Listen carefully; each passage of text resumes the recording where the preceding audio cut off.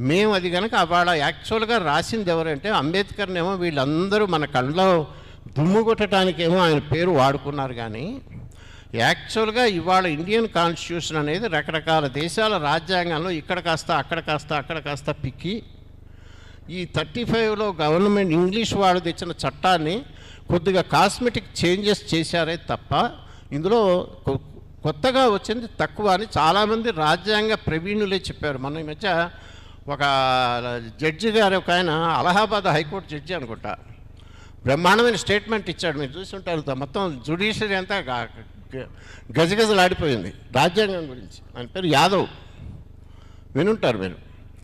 ఆయన చెప్పాడు ఈ మాట. ఇదే ఇంతకు ముందు కూడా చాలామంది అన్నారు.